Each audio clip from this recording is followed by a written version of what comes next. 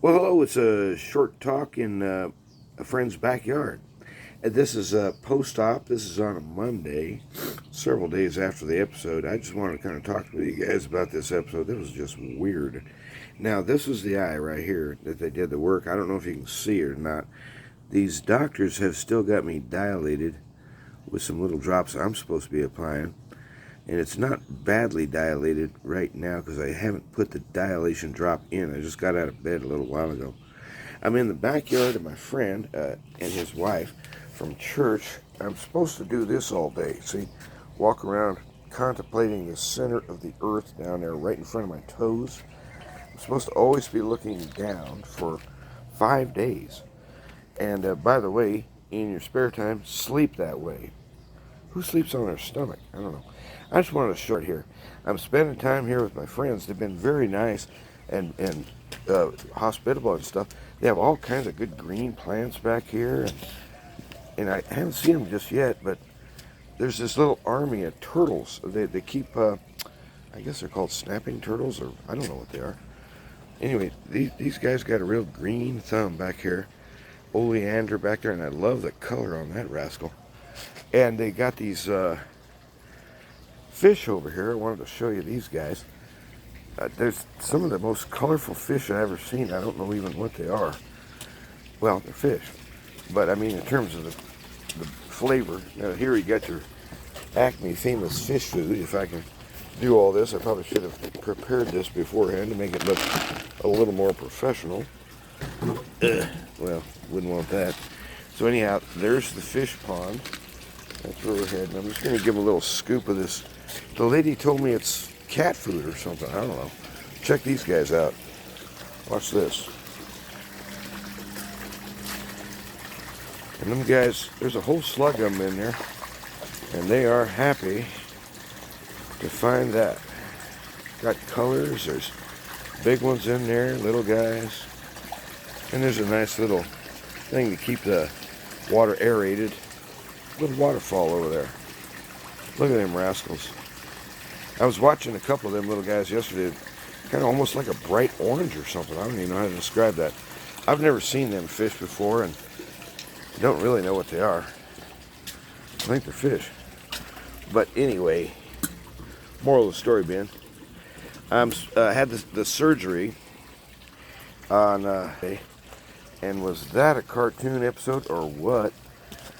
I have never run into anything in my life. This eye surgery place down in EP is really almost like a factory. I mean, I have never seen such an outfit. 66 employees, I believe the young lady told me, at the surgical op place. And I mean, they move fast. It was very efficient. But I kept having this feeling like, how many more surprises do you guys have? When they kind of mentioned, oh, by the way, you're going to have to walk around with your face pointing at the center of the earth for 5 to 7 days. Now, there's an exception. Watch this. I can sit up straight, according to the doctors. I think they said 10 to 15 minutes an hour. So that's, what, either 1/5 or 1/4. So I've been kind of liberally interpreting those rules, to be honest with you. I've been liberally interpreting them to be, well, look, if I want to be up for 1 minute and down for 3, that's still the same ratio. And I don't think my eye is going to object to that. I don't know. And I don't know what the theory is here. It doesn't make any sense to me. It was not explained at all what these guys were doing on the way in the door. But basically, they suck all the fluid out of your eyeball. This sounds like a good idea. What?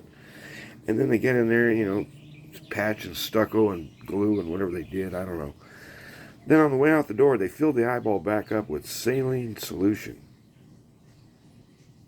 Wait. You replaced living vitreous fluid with saline solution? Whose idea was that? I was joking with somebody the other day. I said it'd be like, well, yeah, we'll just take out your blood and replace it with antifreeze. You'll hardly notice the difference. It's like, sketchy. Seems sketchy.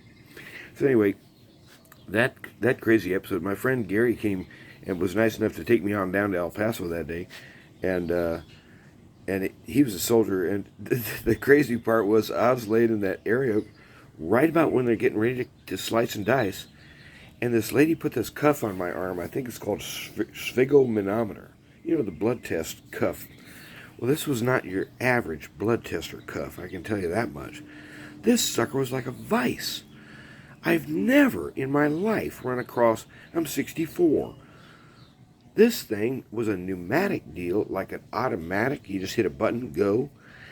And what a train wreck. I was blowing these crazy numbers like, I was shocked. And you should have seen the doctors and the nurses. They were freaking out. I was listening to them. It was like, wasn't that hard to hear. They're only 10 feet away. And they were flipping, man. I was running numbers like 211 over 182 or something, you know, and they're kind of going, that's a little high. It's like a little. And the doc is going, I mean, the doctor's a good guy, young guy. He's a pretty good mechanic, I guess. And he's flipping. And he's saying, hey, man, we need to call 911. You belong in ER. And I said, okay, let's say we go that route. Say I end up in an El Paso hospital for emergency high blood pressure, which is brand new to me, by the way. Never had to deal with that before. And by the way, you guys aren't making it any better at all. Gosh, why don't you just go get a regular blood pressure cuff and get rid of that stupid machine? And if you can imagine the tension that a blood pressure cuff puts on, you know, and as it's going down, as the pressure reduces on the cuff, it slightly lightens up a little each time you have a heartbeat or something. I don't know how the thing works. Anyhow, on one of those series, then they started loading me up with, I don't know what it was, but it was an IV, it was this monster, supposedly blood pressure medication thing, right? So now all of a sudden it's yo-yoing all over the map. Where it was previously high, and then it went to slam bam, low high, low high. On one of those super highs, I didn't actually see the number, but my friend Gary was sitting there adjacent to me, and he was able to see the display on the device. And I think it coded out at 254 on the high end. I can't remember what the other one was, 198 or something. I don't recall what the numbers were, because I was just in the middle of this, and these guys are going, you know, we can't put you under general. Not with those numbers. You could die. And I said, I understand. I said, what's the other choice? Wait? Should we wait? Well, if we wait, you're going to lose the eye. This is news to me. I walked in the door an hour ago. And everybody's acting like I know what's going on. You're going to lose your eye if we do this. And it's like, so what's the answer? So they tried dosing me up on this stuff, and then all of a sudden my blood pressure went into wow land, like everywhere. Finally, somehow they had a meeting of the minds, I think elsewhere, not where I was at. And you know what they concluded? This is so crazy. We can't put you under general. We can't. Well, how about we just put you under local? It's okay with me. They put me under local. I was wide awake through the whole thing. And the guy said to me maybe 2 times through the whole thing, don't move. Well, I didn't. I mean, it wasn't like I was doing the mambo or something like that. But the thing is that the whole process, once he actually got slicing and dicing, was, I think, 31 minutes or something. You know, it's not a huge operation in terms of, you know, when you walk out the door, well, actually, they roll you out the door, and then you get in the car and go home. But anyway, the thing is that it was just crazy. That they were telling, and the whole thing all along was general. We're going to use general. You don't need general. Why are you using it? Why is that your plan A? And to be honest with you, my idea was liability. They want to make sure the guy doesn't start thrashing around on the table in the middle of the thing, flipping out. And the other thing, what the woman, who knows? I figured it was liability, and then there's the yacht payment. I mean, general anesthesia pays better. Let's face it. You know, if you can sell a Cadillac, why sell a Yugo? And so I just thought, gosh, that's so weird. And so I came home. I'm not at my home, as you can tell. I don't live in such a green place. My little trailer park, the little blown up trailer park's about I don't know, probably less than a mile from here. And it's not far. Well, it might be a mile. But anyway, I started Googling it. I said, well, natural remedies high blood pressure spikes. Boom, boom. Number one, olive leaf extract. Well, I'd never heard of that. Number two, K2. And I suddenly began to remember. I thought, no, wait a minute.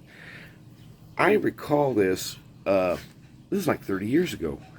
My blood pressure's been high-ish for at least 3 decades, and it's so every time I get my blood pressure numbers taken, the doctor always goes, "Well, that's kind of high, but it's not to the point where we need to medicate." And they always say the same thing: you need to keep an eye on that. Like I'm going to keep an eye on my blood pressure. How does that work? That day when I went into the surgeon place, first of all, I was scared because I was thinking to myself, "This is rush. I don't like being rushed into a decision on anything." And not only was it being rushed, but all these nasty little details kept emerging that I had not been warned about at all by anybody. It's like, am I supposed to be a psychic and know what's going on around here? Why don't you people communicate? So it's like, you're not making it any better. And so anyway, that morning when I woke up, literally my skin felt flushed. Like if you can imagine, there's too much pressure under the skin, pooching it out. I thought, well, that's weird. And I walked into the place. I said, my blood pressure's spiking like crazy. I can even feel it. And it's like, it kind of was this chaotic episode. But anyway, they did the work, and the doc has warned me that that I may never get back complete focus again. But I just want to kind of give you an example. Now, right now, I'm still dilated, so that's really not a fair example because the focus is horrendous. But as an example, right now, I just want to show you here. I got my right hand extended, and I'm just going to look at my right hand with my right eye, looking down. I can see at full extension that there are probably, yes, I can see there are 4 fingers there, but they're very fuzzy, poorly outlined, and indistinct fingers. Kind of, but not exactly ghost fingers, at least. You know, they're not like disappearing. But the focus is just astonishingly bad on this right eye right now. And it all started with that crazy little dark spot on down in here, in my vision pattern.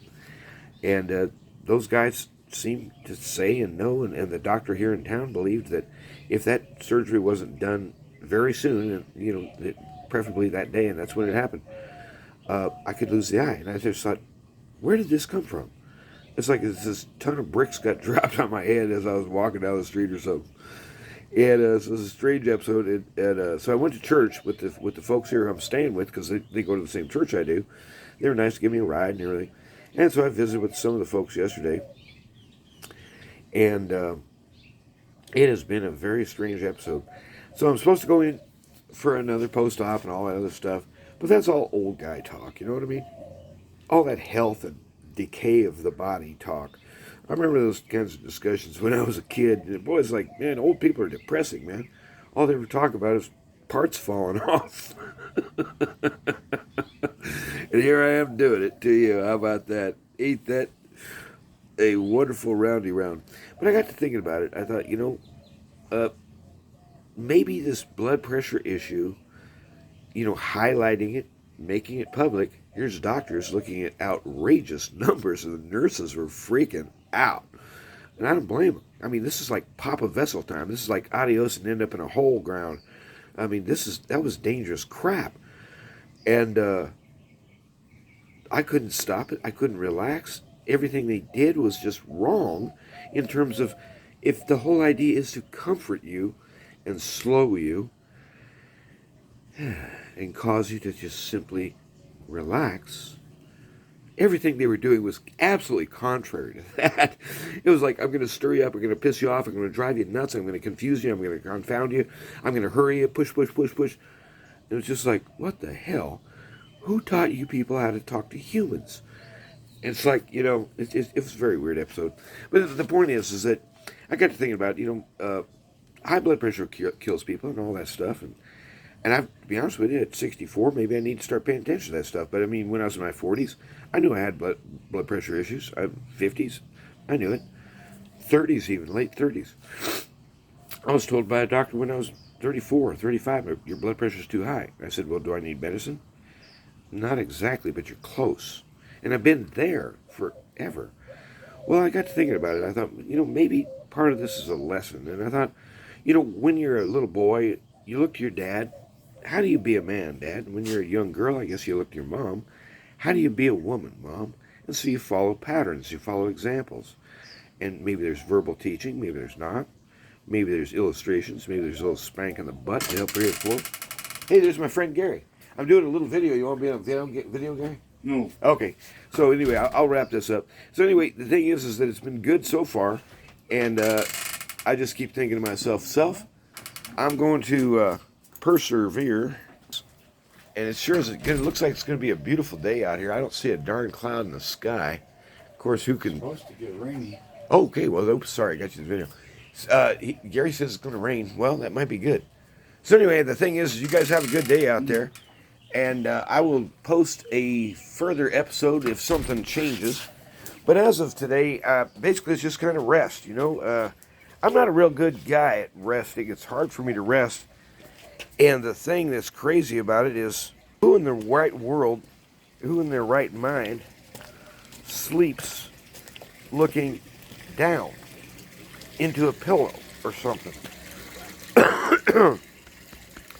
So another fella from church yesterday, having heard about this train wreck, was nice enough to loan me this kind of U-shaped, I don't know how to describe it, pillow, which is a kind of a nice notch for your forehead to rest in, so your eyes aren't pressed into a pillow, and get a little bit of rest. But I mean, I'm not a great sleeper in the first place at all, but I mean, trying to sleep on your stomach, come on. And so it's real fitful all night long, but I woke up today feeling pretty good in terms of rest, and I just thought, well, I'd like to make a little video. I haven't been out doing anything like that. Oh, I'm looking at an oleander now in the corner that I think needs to be publicized. Look at this I like these little things they got in the yard here. Check out that little windmill. And they have some of these, I don't know what them things are called, but it's a real nice deal. And there's craftsmen around here that make these gizmos. Kind of hard to get her going. But basically it's a wind-driven deal. And as the wind drives, I just artificially did that, by the way. As the wind drives, they counter-rotate. You get some real interesting patterns. I like looking at them things. There's a place down in Mesilla that sells them things. Look at these guys. You got birds jumping around. You can hear them. Right now, they've already quieted down quite a bit since the sun is up. You can still hear some dove behind me. I just wanted to give you guys an eye color look here at what I'm seeing. Look at that. Ain't that a nice color? This little pinkety pink thing here, that sure is nice. And so everything's green and beautiful back here, and look at the vines on that rascal. Boy, if you took all them vines off, I think the tree would weigh about 100 pounds less or more. I don't even know what kind of vine that is. But by golly, it's aggressive. I can't see the trunk of the tree at all. That's kind of funny. I'm going to go ahead and live dangerously and hold my head up like a human being and quit staring at the center of the earth and for at least a minute and just say to you, the way you see things, it shows up. The way I saw things when I was younger is I thought, how you make shit happen? You push, you insist, you drive, and you don't quit until you're done. High blood pressure boy. In other words, there was never a relax feature on my old model. You breathe in, don't forget to breathe out. It's a loop, it's a circle in the body. In other words, your blood pressure goes out off the heart, goes all the way down, maybe to toesies or wherever, and then it has a return loop. Well, my return loop is stiff. Why? Because the pressure is being maximized on the output, but the input is not being acknowledged or welcomed. So I think I'm already believing, just fiddling around with this for 2 days, I believe that I'll have the ability, I think anyone would have the ability, by simply prayer and thinking about it, to slow down, to relax, and change their blood pressure. I think you can change your blood pressure, reduce it at least when it's getting sketchy and getting high. But then this olive leaf stuff, they said it's not going to kick for 7 days, and I've already been on it for 2 or 3. But olive leaf extract is supposed to help real good on blood pressure. I don't know if it is or not. but I'll try it. I mean, I'm never going to be opposed to a natural answer like that. But when you want to start dosing me up with man-made pharma, that's another story. And I don't like these dilation drops. I got on the other day with that darn Chat GPT, not Chat, Bing GPT, the search for Microsoft, and I was asking it some questions. The dumb thing, it's sort of it's like smart stupid. It's like smart stupid. I think that's the way. I want to see this here. I like this little waterfall. Isn't that great? And oops, it just kind of looks like home, don't it? I like that. And I just thought, well, maybe this was a lesson, Mike. I need to learn how to relax.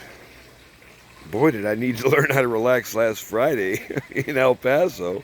I was unrelaxed, and I did apologize to the doc on Saturday. I told him, I blew my top. I was hotter than a frickin' pistol. I was ready to tear somebody's head off. So goddamn pissed. Because it was like, what are you guys doing? I mean, does anyone know around here?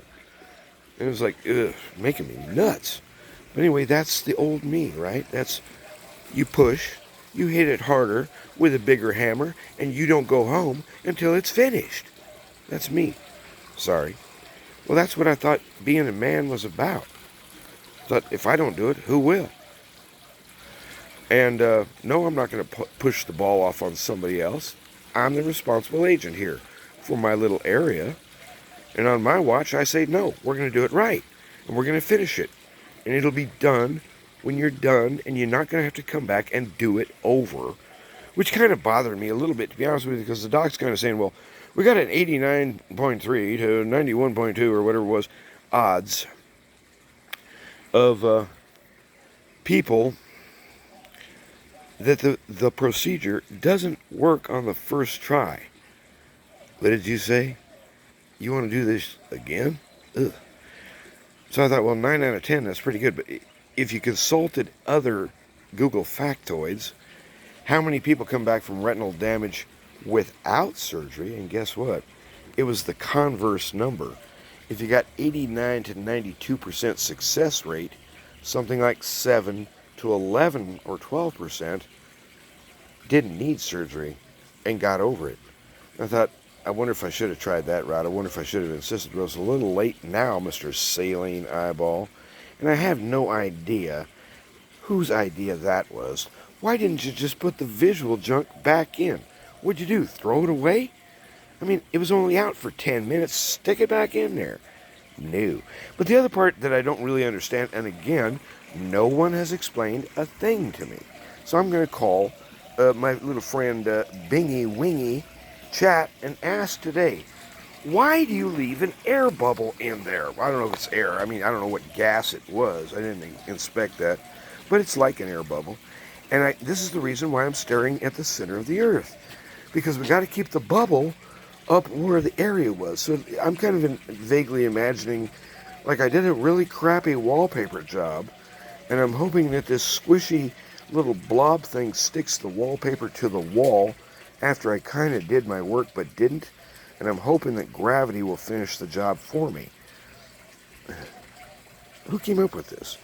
So I'm just looking at it as a plumber, and I'm thinking, as a plumber, I do not approve. This sounds like really shabby tech, but it's the go-to thing, and they've done it a jillion times. Who knows how many times successfully. But anyway, you guys have a good day. You need to see things a new way, and you know what? Here's how you do it. Put the Lord God at the center. Jesus Christ.